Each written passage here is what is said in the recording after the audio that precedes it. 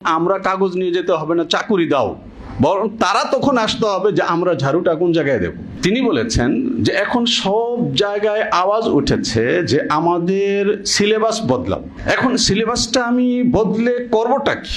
দেশ যেভাবে চলছে, দেশকে চালাবার মতো আমরা ড্রাইভার সাপ্লাই দিতে হবে। এটা হলো ইসলামী শিক্ষা, আরেকটা হলো মুসলিম শিক্ষা। আমাদের মুসলিম শিক্ষাটা ঠিক কেমন হওয়া উচিত, এটা একটা ফাইট দেওয়ার বড় জায়গা। যে আমি ছোট্ট একটা মোবাইল চালাই, এটা দেখানো ঠিক হবে না, এই কারণে লেখাগুলো মুছে গেছে। অনেকের কাছে মনে হবে যে ওস্তাদ এত ভয়াবহ খারাপ অবস্থায় আছে, নিজেরও দেখা যায় না। কয় টাকা বেতন পাবি?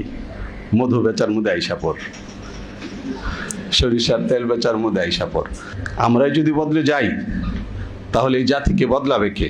বঙ্কিমবাবুকে এক ইংরেজ অফিসার জিজ্ঞেস করেছিল যে বঙ্কিমবাবু, বিপদ আর আপদের মধ্যে পার্থক্য কি? ইংরেজ তো বলেছিলেন যে বাবু দেখুন, আমি বাড়ি থেকে রওনা দিয়েছি, পথে এসে আমার গাড়ির চাকা পাংচার হলো, এটা তো বিপদ।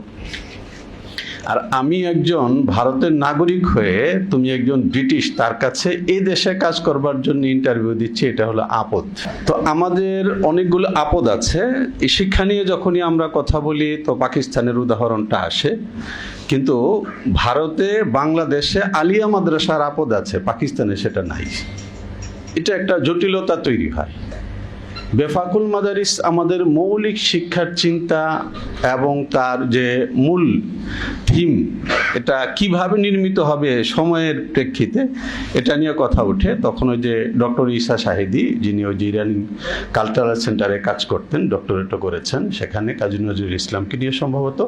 তো তিনি ওই সময় ইনকিলাবে লিখেছেন যে এটার জন্য তো কওমি মাদ্রাসার লোকদের বিশেষ কোনো মেহনত করার দরকার নাই, আমাদের আলিয়া মাদ্রাসা থেকে একটা ফটো করে নিয়ে গেলেই হবে। এটা আমাদের জন্য একটা যন্ত্রণার জায়গা। তারপরও আমরা বলি যে এটা বিশাল বাংলাদেশ, এখানে কেউ মাদ্রাসায় পড়তে আসে, সেটা কত? 1.5 থেকে 2%। এর আগে আমাদের যে দিদি, যিনি এখন ইন্ডিয়াতে আছেন, তার ছেলে জয়, সে লিখেছিল যে বাংলাদেশের আর্মিতে নাকি 35% কওমি মাদ্রাসা থেকে আসা। তখন এটা নিয়ে অনেক এই জরিপ আলোচনা হয়েছে। 1.5 থেকে 2% কওমি মাদ্রাসায় আসে, বাকি বিশাল যে জনতা পড়ে আছে তারা তো মুসলমান। অমুসলিম এখানে কয়জন? এই জন্য একটা হলো ইসলামী শিক্ষা, আরেকটা হলো মুসলিম শিক্ষা। আমাদের মুসলিম শিক্ষাটা ঠিক কেমন হওয়া উচিত, এটা একটা ফাইট দেওয়ার বড় জায়গা। আবুল হাসান নদভী রাহিমাহুল্লাহ তাআলা একটা কথা বলেছেন, এর শেকড় হলো শাহ ওলিউল্লাহ মুহাদ্দিসে দেহলভী রাহিমাহুল্লাহ তাআলার এই বিখ্যাত উক্তি, ফুক্কা কুল্লা নিজাম হাত্তা ইয়াকুমান নিজামুস সাহিহ।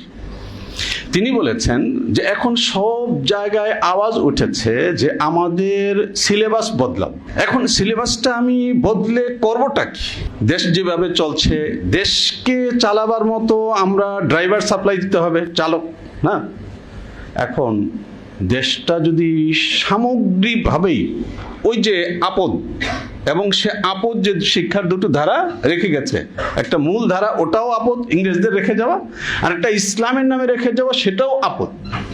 এখন এই দুই আপদের তত্ত্বাবধানে যে জাতি তৈরি হবে, ঠিক তাদেরই ট্রেনে, তাদেরই তৈরি করা রোডে, সেখানে আমরা যদি ড্রাইভার দিই তাহলে সেই ড্রাইভার নিয়ে যাবে কোথায়? আমি কি প্রশ্নটা আপনাদেরকে বোঝাতে পারলাম? এই জন্য সৈয়দ আবুল হাসান নদভী রাহিমাহুল্লাহ তাআলা এই জায়গায় বলেছেন যে আসলে আমাদের টার্গেটটা, ফাইটের জায়গাটা যেটা ছিল, সেটা হলো দেশটাকে এমনভাবে বদলাও যে এই দেশ চলতে গেলে আমাদের কোরআন হাদিসের শিক্ষা, আমাদের ফিকহুল হানাফি, যার চাইতে বড় আর কোনো ফিক হয় না, এই ফিক ছাড়া তারা চলতে পারে না। তখন আমরা কাগজ নিয়ে যেতে হবে না, চাকুরি দাও, বরং তারা তখন আসতে হবে যে আমরা ঝাড়ুটা কোন জায়গায় দেব। লড়াইয়ের জায়গাটা ছিল এটা। আমাদের বলবার সুযোগ আছে যে এই বাংলাদেশে তাবলিগ জামাতের উসিলায় যে বিশাল এক জনগোষ্ঠী তৈরি হয়েছে যারা দিন মানতে চায়, তখন তাদের এই দিন মানতে চাওয়ার প্রয়োজন পূরণ করবার জন্য আমাদের অনেক লোকের বাধ্যতামূলক অনেক জায়গার মধ্যে কর্মক্ষেত্র তৈরি হয়েছে। এটা একটা বড় জায়গা। আপনারা আমাদের কথা এইভাবে নেবেন আর কি, যে আপনারা তো আগামী দিনে দেশ চালাবেন না। আমাদের বয়স যাদের 60-এর মতো হয়ে গেছে, তো আমরা এখন বিদায়ের জায়গার মধ্যে, সিঁড়ির মধ্যে দাঁড়িয়ে আছি। আপনাদেরকে এক সময় দেখবেন যে কোথাও গিয়ে ভাবতে বাধ্য হবেন আপনারা। সে ভাবনার জায়গাটার জন্য আমরা এক দুইটা কথা রেখে যাই। আমাদের তরুণরা, আমি নিজে পছন্দ করি যে ইংরেজি শিক্ষক। ইংরেজি শিক্ষা এই কথাটার মধ্যে বিরাট রকমের একটা ধাঁধা তৈরি হয়েছে।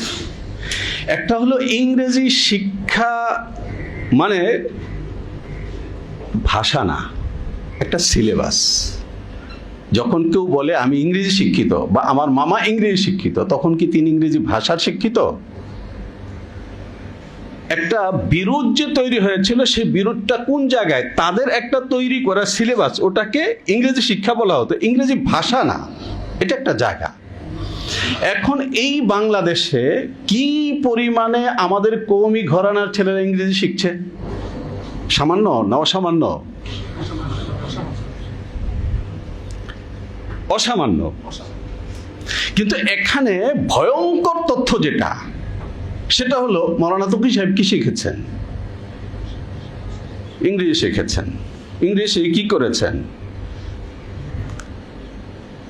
যে বিশাল জগৎ, যে জগৎগুলো নিয়ে আমাদের বলবার জায়গা আছে, যেখানে মানুষ ইসলাম চর্চা করতে চাচ্ছে, কিন্তু তারা ইসলামের মৌলিক ভাষা জানে না। তাদের জন্য শিক্ষা সামগ্রী ইসলামের ইংরেজি ভাষায় তৈরি করার প্রয়োজন আছে।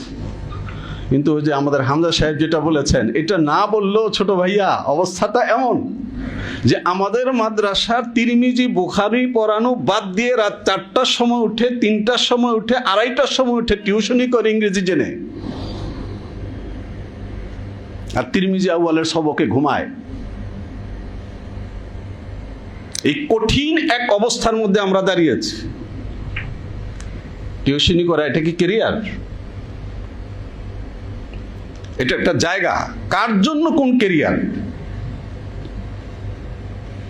এই জায়গাটাকে থেকে যদি আমরা, এখন তো মানে অবস্থাটা এই দাঁড়িয়েছে যে আমি তো, যারা আমাকে চেনেন তারা ভালো করে জানেন যে আমি ছোট্ট একটা মোবাইল চালাই। এটা দেখানো ঠিক হবে না, এই কারণে লেখাগুলো মুছে গেছে। অনেকের কাছে মনে হবে যে ওস্তাদ এত ভয়াবহ খারাপ অবস্থায় আছেন, এই জন্য দেখা যায় না। শুনি আমাদের তরুণরা এসে জানায়, এমনকি মাঝে মধ্যে আমাদের ছাত্র যারা বিভিন্ন জায়গায় শিক্ষকতা করে, তারাও বলে, তাদের ভাইয়ারা বলে কথা, কয় টাকা বেতন পাবি? মধু বেচার মধ্যে আইসা পড়, সরিষার তেল বেচার মধ্যে আইসা পড়। রাস্তাঘাটে মাঝে মধ্যে দেখিও যে ওর এটা কি টুপি না এটা ওই যে সরিষার তেলের মুখার মধ্যে থাকে না কাগজ, গ্রামের বাজারে টুপি আর সেটা এক হয়ে গেছে, কেরিয়ার তৈরি করতেছে। একজন আলেমের কেরিয়ার কি হবে? সে ইংরেজি কেন শিখবে? এই জায়গাগুলো আমাদেরকে বিব্রত করছে। আমরা চাই যে আমাদের তরুণেরা উচ্চ শিক্ষিত হোক, কিন্তু তারা উচ্চ শিক্ষিত হয়ে কাজটা কি করবে? দেখুন, ভাষার কথা বা আধুনিক এই বিষয়াসের কথা আসছে, এই বিষয়গুলোকে না দারুল উলুম দেওবন্দ উপেক্ষা করেছে বা এক্ষেত্রে কোনো রকমের ভিন্নমত পোষণ করেছে। দারুল উলুম দেওবন্দের বর্তমান সিলেবাস যে কেউ দেখতে পারে, মোটেই পিছিয়ে পড়া সিলেবাস না। মৌলানা খালিদ সাইফুল্লাহ রহমানী ইংরেজি জানেন, কিন্তু খালিদ সাইফুল্লাহ রহমানী দামাত বারকাতুহুম, তিনি কি পরিমাণে ফিকহে গবেষণা কর্ম করেছেন, এবং তার চাচা যান মৌলানা মুজাহিদুল ইসলাম কাসেমি রাহিমাহুল্লাহ তাআলা কি পরিমাণে কাজ করে গেছেন। উপমহাদেশের যে প্রতিষ্ঠানগুলো, সেই প্রতিষ্ঠানগুলোর চিন্তা, গবেষণা, দাওয়াত গত 150 বছরে কে কি করেছেন, আড়ালে না, সামনে আছে। ভেঙ্গে ভেঙ্গে এক একটা প্রতিষ্ঠান নিয়ে কথা বলবার সুযোগ আছে।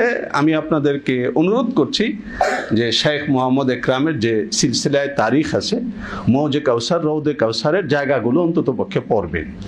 এই উপমহাদেশে কে কাকে কি দিয়েছে। আমি শেষ কথা বলছি, মৌলানা ফজলুর রহমান দামাত বারকাতুহুম, আপনারা সবাই চিনেন তাকে। দারুল উলুম দেওবন্দ আর সিয়াসত, এই কিতাবের মধ্যে আলোচনাটা এসছে। সোভিয়েত ইউনিয়ন ভেঙে যাওয়ার পরে আমেরিকা তার সারা পৃথিবীতে ছড়িয়ে থাকা মেধাবী গোয়েন্দাদেরকে নিয়ে বসেছিল যে আমাদের পরবর্তী শত্রুকে। কেউ বলেছে দক্ষিণ এশিয়া, কেউ বলেছে ভারত উপমহাদেশ, তারা এগুলো কবুল করেনি।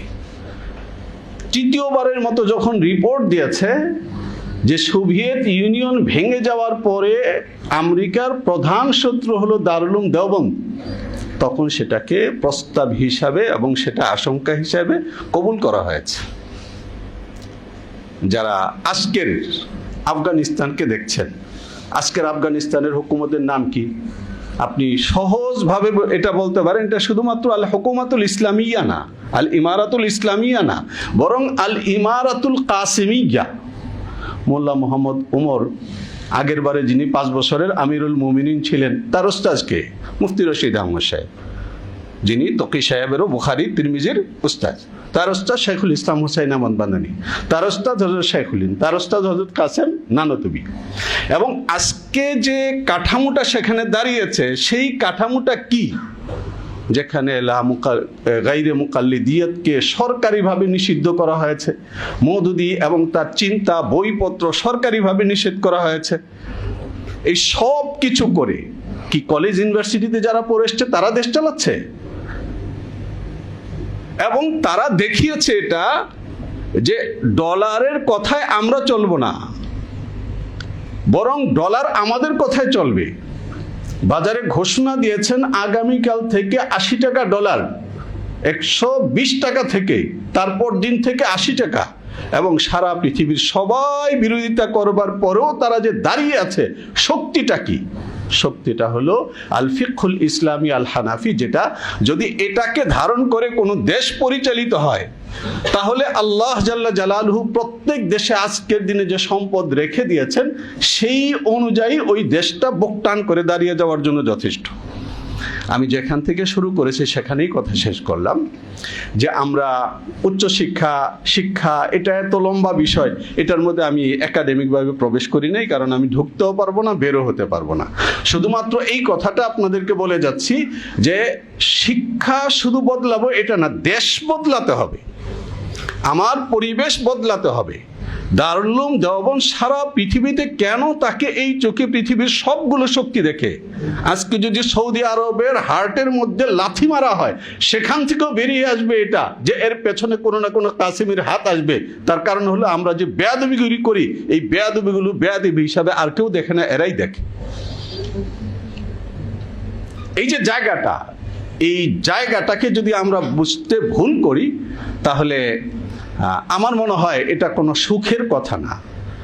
আমি কোনো মুখস্থ কথা বলছি না, আমার বন্ধু বান্ধব, ছাত্র অনেকের সঙ্গে আমার ব্যক্তিগত সম্পর্ক পরিচয়ের ভিত্তিতে আমি বলছি, বেফাকুল মাদারিস আল হাইয়াতুল উলিয়ার মধ্যে উচ্চতর ফলাফল পাওয়ার পরে তারপর সে টিউশনি করবে, তারপরে সে মধু বিক্রি করবে, এবং তারপরে সে তেল বিক্রি করে এলাকা থেকে পালিয়ে যাবে। 2 নম্বর তেল দিয়েছে। এটা কোনো আনন্দের কথা না, বরং নিজেদের জায়গাটাকে স্পষ্ট করে তারপর আমাদের কাজের জায়গাটা কোনটা সেটা আবিষ্কার করা, যে একটা জাতিকে এগিয়ে নেওয়ার জন্য তার চিন্তাকে যখন আমি চেঞ্জ করব, তখন তারা আরেকটু অগ্রসর হওয়ার জন্য আমার কাছে যে কাজটা চাইবে ওই কাজটা আমি দেব। তৈরি না করে তারা যেই জায়গায় আছে ওই জায়গায় তার প্রয়োজনকে যদি আমি পূরণ করতে যাই, তাহলে তো আমি বদলে গেলাম। আমরাই যদি বদলে যাই, তাহলে এই জাতিকে বদলাবে কে? আশা করি শিক্ষা এবং কেরিয়ার দুটো জায়গাতেই ওয়ারাসাতুল আম্বিয়ার যে বৈশিষ্ট্য, ইন্না বানি ইসরাঈলা কানাত তাসুসুহুমুল আম্বিয়া, সেই নেতৃত্বের জায়গাটাকে মাঝখানে রেখে যদি আমরা আমাদের ভাবনাকে, চিন্তাকে, ভবিষ্যতের স্বপ্নকে নির্মাণ করি, তাহলে সেটাই কাজের কাজ হবে।